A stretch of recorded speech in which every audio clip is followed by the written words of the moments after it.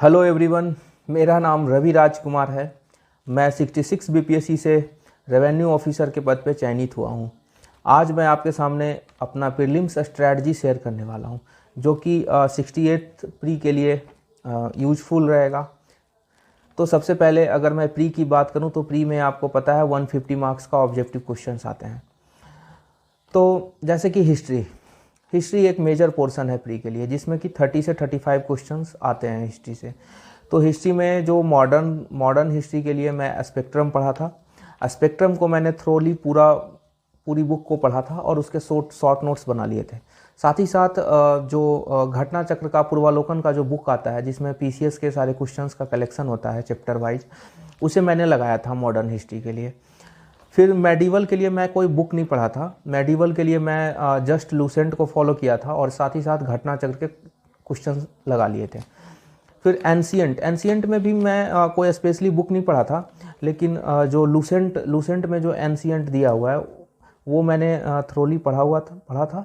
और घटना चक्र से कुछ सेलेक्टिव चैप्टर्स, जैसे कि सिंधु घाटी की सभ्यता, मौर्य काल, फिर गुप्ता पीरियड और फिर प्री हिस्टोरिक एज, ये सब जो स्पेशल चैप्टर है, इम्पॉर्टेंट चैप्टर है, इनके क्वेश्चंस मैंने घटना चक्र से लगाए थे। और इससे मेरा ओवरऑल हिस्ट्री के 95% क्वेश्चन सही हो गए थे। अब मैं बात करता हूँ ज्योग्राफी के लिए। ज्योग्राफी में जैसे कि दो पार्ट है, इंडिया और वर्ल्ड। तो इंडियन ज्योग्राफी के लिए मैं एनसीईआरटी का बुक जो है 11th क्लास का, इंडिया फिजिकल इन्वायरमेंट, और 12th क्लास का जो एनसीईआरटी का बुक है, इंडिया पीपल एंड इकोनॉमी, ये दोनों बुक का मैं चैप्टर वाइज अच्छे से पढ़ा था और शॉर्ट नोट्स बना लिए थे। और साथ ही साथ घटना चक्र से मैंने कुछ सेलेक्टेड चैप्टर्स जो है इंडियन ज्योग्राफी से रिलेटेड, उसके क्वेश्चंस लगाए थे। जैसे मैं बात करूं घटना चक्र के चैप्टर्स जो कि इंडियन ज्योग्राफी से रिलेटेड है, जैसे river, mountain, monsoon, agriculture, minerals, industrial area, India में जो इंडस्ट्रियल एरिया है, इंडिया का जो एग्रीकल्चर सेक्टर है, इससे रिलेटेड। फिर आइलैंड पे जो अंडमान और निकोबार आइलैंड या फिर लक्षद्वीप आइलैंड से रिलेटेड बहुत सारे जो क्वेश्चंस उसमें दिए हुए हैं, ये लगाया था। और साथ ही साथ इंडिया का जो बाउंड्री एरिया है, जैसे बांग्लादेश के साथ बाउंड्री, चाइना के साथ बाउंड्री, पाकिस्तान के साथ जो बाउंड्री शेयर करता है, इससे रिलेटेड उसमें बहुत सारे क्वेश्चंस दिए हुए हैं और वो बहुत इंपॉर्टेंट क्वेश्चंस हैं।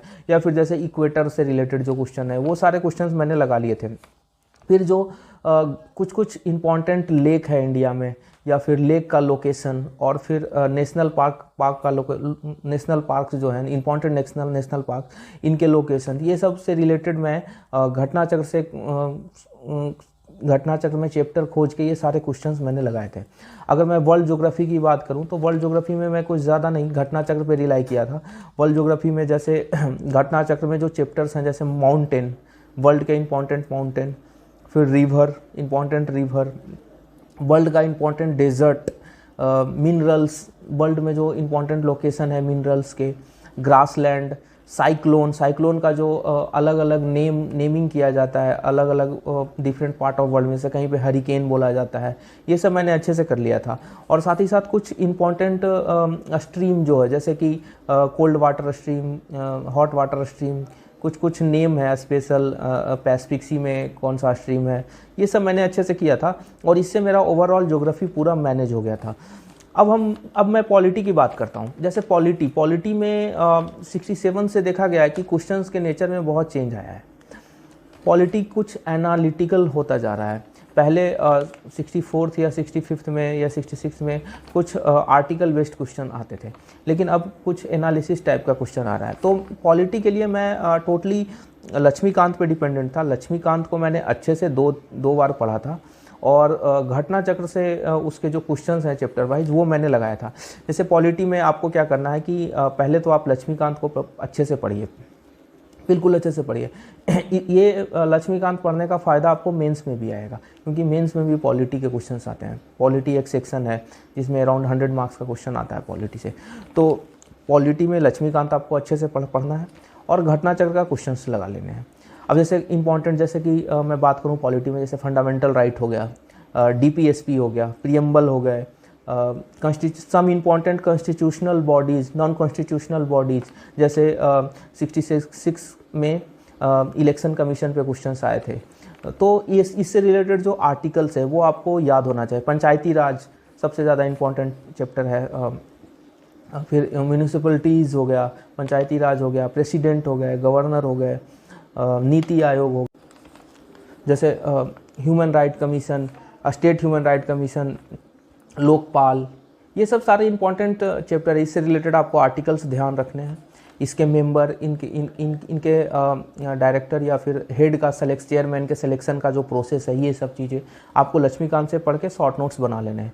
और कोई ना कोई कहीं ना कहीं से ये क्वेश्चंस आएंगे। जैसे प्रेसिडेंट से रिलेटेड जो आर्टिकल है वो बहुत इंपॉर्टेंट आर्टिकल होता है, पार्लियामेंट से रिलेटेड जो आर्टिकल है वो सारे इंपॉर्टेंट आर्टिकल है। तो ऐसे करके आप घटनाचक्र के क्वेश्चन बैंक लगा लो और घटनाचक्र से क्वेश्चंस लगा लो और लक्ष्मीकांत को थ्रोली अच्छे से पढ़ लो, तो आपका पॉलिटी का जो 10-15 क्वेश्चन है वो कहीं से आपको छूटने वाला नहीं है। ये सारे क्वेश्चंस आपके हो जाएंगे। अगर मैं नेक्स्ट बात करूं, जैसे साइंस एक बहुत ही इंपॉर्टेंट सेक्शन होता है, क्योंकि इसमें अराउंड 25 से 26 या कभी 22 से 27 क्वेश्चंस आते हैं। तो इसमें जैसे फिजिक्स, केमिस्ट्री, मैथ होता है। तो ये जो साइंस का जो पूछने का जो इनका लेवल होता है वो 9-10th लेवल का होता है। तो मैं साइंस के लिए टोटली लूसेंट पे डिपेंडेंट था और साथ ही साथ घटनाचक्र से क्वेश्चंस लगाए थे।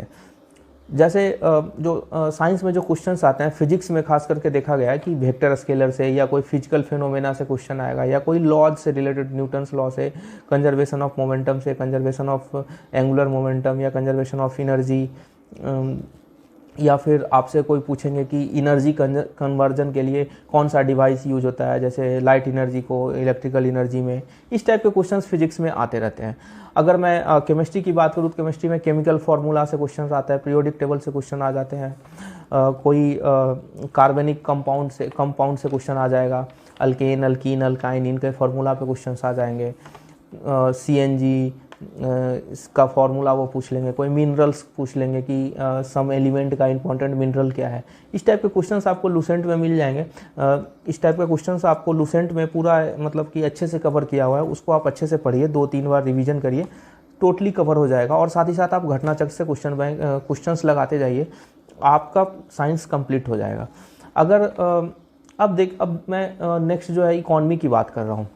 जैसे इकॉनमी में देखा गया है कि क्वेश्चंस का नेचर चेंज हो जाता है। कभी कभी वो करंट अफेयर से ज़्यादा पूछते हैं, कभी कभी वो बैक ईयर के करंट अफेयर से भी क्वेश्चन पूछने लग रहे हैं, और कभी कभी टोटली इकोनॉमिक सर्वे और बजट से क्वेश्चन पूछते हैं।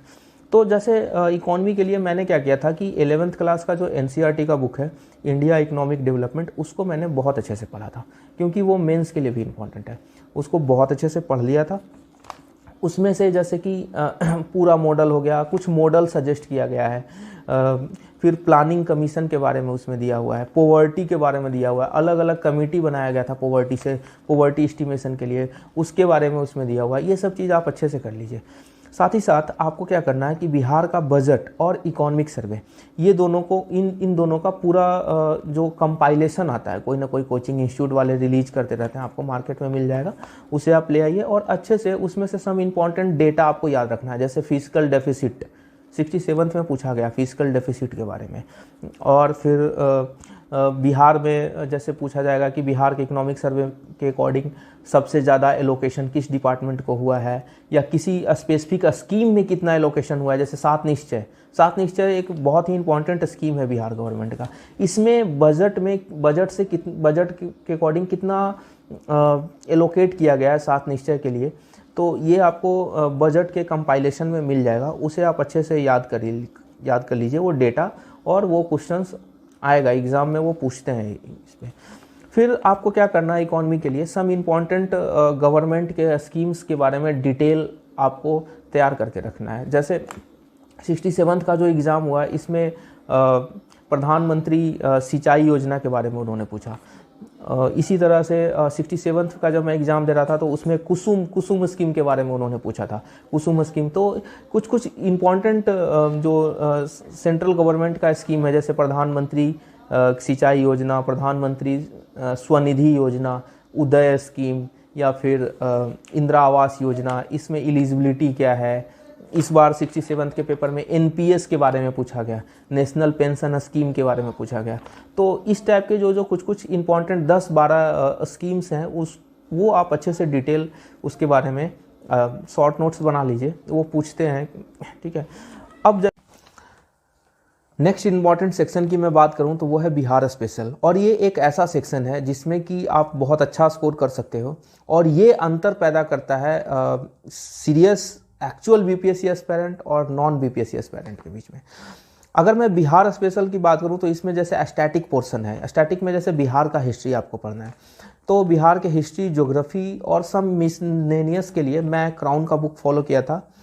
बिहार हिस्ट्री में जैसे आप क्राउन की बुक में जो 1857 का जो चैप्टर है उसमें जो कुंवर सिंह का योगदान है, या फिर चंपारण सत्याग्रह है, 1942 के मूवमेंट में जो बिहार का योगदान था, सम इम्पॉर्टेंट उससे रिलेटेड जो स्वतंत्रता सेनानी थे उनके बारे में आपको ध्यान कर लेना है और शॉर्ट नोट्स बना लेना है, और क्वेश्चंस हर अल्टरनेट ईयर इनसे ही रिलेटेड पूछा जाएगा, जो कि बहुत ही आसान होता है अटैम्प्ट करना।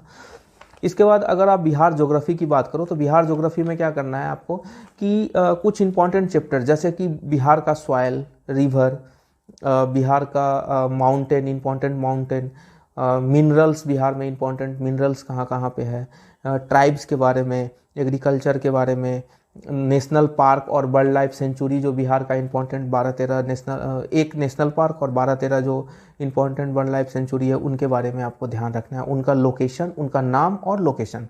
जैसे 66 में भीम बांध के बारे में पूछा गया था, तो ये आप कर लेंगे तो आपका ज्योग्राफी कंप्लीट हो जाएगा। साथ ही साथ एक इम्पॉर्टेंट ज्योग्राफी में होता है बिहार के बारे में कि आपको 2011 का सेंसस आपको अच्छे से करना है, और इस सेंसस में आपको वो सारे चीज़ें कवर करना है, जैसे कि आपसे पूछेगा कि सेक्स रेशियो में सबसे ज़्यादा सेक्स रेशियो किस डिस्ट्रिक्ट का है, सबसे कम सेक्स रेशियो किस डिस्ट्रिक्ट में है, सबसे ज़्यादा जनसंख्या घनत्व किस डिस्ट्रिक्ट में है, सबसे ज़्यादा कम जनसंख्या घनत्व किस डिस्ट्रिक्ट में है।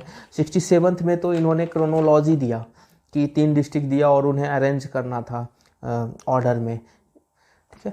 तो सेंसेक्स आपका सेंसेक्स जो है जनगणना जो है 2011 का जो लेटेस्ट जनगणना है, क्योंकि 2021 का अभी हुआ नहीं है, हो जाने के बाद फिर 21 का से ही आपसे पूछा जाएगा क्वेश्चन। तो 2011 का जो जनगणना का चैप्टर है उसमें टॉप मोस्ट डिस्ट्रिक्ट और बॉटम डिस्ट्रिक्ट ये आपको अच्छे से तैयार कर लेना है, और इससे 2-3 क्वेश्चन आपसे पूछे जाएंगे। तो ये हो गया। कुछ मिसलेनियस चैप्टर होता है, जैसे कि आपको जैसे 50% पंचायत में जो रिजर्वेशन दिया गया है बिहार में, ये इससे रिलेटेड आपको ध्यान रखना है, ये किस ईयर स्टार्ट हुआ, या फिर जैसे बिहार में इथेनॉल पॉलिसी हो गया, उद्यमी योजना है, कुछ बिहार गवर्नमेंट का स्कीम है, जैसे अभी चर्चा में है गंगा उद्धव योजना, जिससे राजगीर, नवादा और बोधगया में गंगा का पानी पहुंचाया जाए। इसके बारे में डिटेल आप अच्छे से कर लीजिए तैयार, क्योंकि पूछा जाएगा। साथ ही साथ बिहार गवर्नमेंट वुमेन एम्पावरमेंट के लिए बहुत ही ज़्यादा प्रोग्रेसिव है, तो वुमेन एम्पावरमेंट के लिए कौन कौन सा स्टेप बिहार गवर्नमेंट ने लिया है, जैसे रिजर्वेशन हो गया वुमेन से रिलेटेड, या फिर वुमेन को जो स्कॉलरशिप दिया जाता है, या स्टूडेंट क्रेडिट कार्ड में जो है वुमेन के लिए स्पेशल प्रोविज़न है, ये सब के बारे में आप अच्छे से ध्यान कर लीजिए, ये आपसे पूछेंगे, ठीक है। तो ये हमारा बिहार स्टैटिक, आप इतना अच्छे से आप कर लेते हो तो बिहार स्टैटिक का आपका क्वेश्चंस नहीं छूटेगा।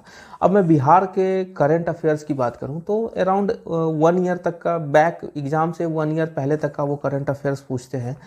करंट अफेयर्स के लिए मैं एडुटेरिया का बिहार करंट अफेयर्स का एक मैगजीन आया था, 30-40 पेज का ऐसे था, 40-50 पेज का होगा, उसे मैंने फॉलो किया था। अब उसमें कुछ इंपॉर्टेंट चैप्टर है वो आपको करना है, जैसे कुछ इंफ्रास्ट्रक्चर बनाया गया हो बिहार में, जैसे कि रोपवे का अनाउंसमेंट किया था मुख्यमंत्री जी ने, उससे क्वेश्चंस आया था। फिर कोई बिहार का प्लेयर जो इंटरनेशनल लेवल पे कोई प्राइज जीता हो उसके बारे में, या फिर बिहार के किसी वुमन या पर्सन को प्राइज मिला हो, जैसे कि पद्म विभूषण, पद्म भूषण, तो उसके बारे में आप ध्यान कर लीजिए। या फिर बिहार गवर्नमेंट के जितने भी स्कीम्स हैं उसके बारे में आपको और अच्छे से तैयार करना है, वो स्कीम से क्वेश्चंस पूछते हैं करंट अफेयर्स में। तो इससे आपका क्या होगा कि बिहार का जो करंट अफेयर्स वाला पार्ट है वो भी आपका कंप्लीट हो जाएगा। सबसे ज़्यादा वेरिएबल पार्ट होता है बीपीएससी में करंट अफेयर्स, जिसका कोई सिलेबस नहीं है, और किसी भी ईयर का वो 1 साल बैक का भी वो पूछते हैं। तो जैसे कि मैं करंट अफेयर्स का मैं बात करूं तो करंट अफेयर्स के लिए मैंने 66 जिसमें मेरा सिलेक्शन हुआ था उसमें मैं एक समसामयिकी घटना चक्र का एक बुक आता है दृष्टि, जिस पे आँख का फोटो बना हुआ है, वो वाला बुक मैंने पढ़ा था। 1 ईयर का कंपाइलेशन उसमें आया था एग्ज़ाम से 1-2 मंथ पहले। उसे मैंने पूरे अच्छे से पढ़ा था। उसमें स्कीम्स का डिटेल दिया हुआ है, इंडेक्स का डिटेलिंग किया हुआ है, और भी जो इंफ्रास्ट्रक्चर डेवलपमेंट हुआ है गवर्नमेंट के द्वारा किया गया है उसके बारे में दिया हुआ है, बहुत अच्छे से दिया हुआ है। वो आप अच्छे से करिए, वो बहुत अच्छा बुक है। और 67 से जिस तरह से करंट अफेयर्स का नेचर चेंज हुआ है कि एनालिसिस टाइप का करंट अफेयर्स पूछ रहे हैं, तो ऐसे क्वेश्चंस को डील करने के लिए जो दृष्टि वाली बुक है, वो घटना चक्र का दृष्टि वाला जो बुक है करंट अफेयर्स है, वो बहुत अच्छा रोल अदा करेगा। और जो जो बच्चे चाहते हैं कि अभी से मैं करंट अफेयर्स का तैयारी करूं, तो वो 69th के लिए जो बच्चे हैं वो चाहें तो जीके टुडे का जो वेबसाइट है उस पर डेली करंट अफेयर्स अपडेट आता रहता है, उसे भी आप देख सकते हो। जैसा कि कुछ कुछ लोग एडुटेरिया भी पढ़ते हैं। एडुटेरिया भी एक अच्छा मैगजीन है करंट अफेयर्स के लिए, लेकिन मैंने पढ़ा नहीं था। मेरा घटना चक्र से दृष्टि वाले बुक से ही घटना चक्र का जो प्रतिदृष्टि आँख उस पर जो दृष्टि वाला समसामयिकी आती है उससे ही मेरा काम हो गया था। कुछ मैंने इम्पॉर्टेंट टॉपिक्स मार्क किए हैं जो कि करंट अफेयर्स में आपको 100% कवर करके ही जाना है। जैसे कि जो कि इंटरनेशनल कोई भी समिट हुआ है, जैसे G20 ब्रिक्स हो गया, या फिर नाटो का हो गया समिट, कहाँ पे हुआ, किस लोकेशन पे हुआ, या फिर सार्क का हो गया, बिम्स्टेक का हो गया, या फिर इम्पॉर्टेंट ऑर्गेनाइजेशन जैसे क्वाड, हम 66 में क्वाड के बारे में पूछा गया था। तो ये सब आपको अच्छे से। फिर अगला इंपॉर्टेंट होता है यूनाइटेड नेशन। यूनाइटेड नेशन में कोई भी कुछ भी इंडिया कोई किसी को अपॉइंट किया है यूनाइटेड नेशन में रिप्रेजेंटेशन के लिए, तो उसके बारे में आप ध्यान रखिए। साथ ही साथ इम्पॉर्टेंट प्राइज जैसे नोबल प्राइज, पद्म अवार्ड, इससे क्वेश्चंस वो पूछते हैं। क्रिकेट से क्वेश्चंस आता है हर साल। क्रिकेट से जो क्वेश्चन आता है वो रिकॉर्ड के ऊपर आता है कि फास्टेस्ट 3000 रन पूरा किसने किया, फास्टेस्ट 100 विकेट किसने लिया है, इस टाइप के क्वेश्चन वो पूछते हैं। फिर न्यू अपॉइंटमेंट, जैसे DRDO का डायरेक्टर पूछा गया था हमारे समय। फिर वुमेन कमीशन का डायरेक्टर पूछा गया था कौन है, चेयरमैन कौन है। तो ये सब आप अच्छे से कर लो। इंपॉर्टेंट इंडेक्स और रैंकिंग, जैसे इंपॉर्टेंट इंडेक्स रैंकिंग तो बहुत सारे आते हैं, लेकिन उसमें 10 इंपॉर्टेंट होते हैं, 10-12 इंपॉर्टेंट रैंकिंग होते हैं। जैसे जेंडर गैप इंडेक्स, या फिर hunger index, good governance index, ये सब इंपॉर्टेंट हैं 10-12। उसे आप अच्छे से ध्यान कर लो, अच्छे से याद कर लो, उसमें इंडिया और टॉप पे कौन है। फिर कहीं किसी स्टेट में इलेक्शन हुआ हो, कहीं पे इलेक्शन हुआ हो तो वहाँ पे जो न्यू चीफ मिनिस्टर अपॉइंट हुआ है उसके बारे में। फिर कोई न्यू इंफ्रास्ट्रक्चर बनाया गया हो उसके बारे में, या फिर कोई भी न्यू गवर्नमेंट का स्कीम लॉन्च किया गया है, जैसे गति शक्ति स्कीम हो गया, कुसुम स्कीम हो गया, प्रधानमंत्री स्वनिधि योजना हो गया, आत्मनिर्भर भारत योजना हो गया। तो ये इम्पॉर्टेंट एक तरह से रीजन होता है करंट अफेयर्स का। यहाँ से सर्टेन हमेशा क्वेश्चंस आते हैं। अगर आप इनको अच्छे से कवर करते हो तो आपका मतलब करंट अफेयर्स के क्वेश्चंस नहीं छूटेंगे। तो ये था मेरा डिटेल स्ट्रेटजी 66 BPSC के लिए। लास्ट में मैं यही बोलना चाहूँगा कि अपने आप को मोटिवेटेड रखिए, एक दिन ज़रूर सफलता मिलेगी। और मैं सबको बेस्ट ऑफ लक बोलना चाहूँगा। अच्छे से लगे रहिए। कोई भी डाउट हो तो आप कमेंट कर सकते हैं। मैं कोशिश करूँगा आपके हर कमेंट का जवाब देने के लिए। Thank you.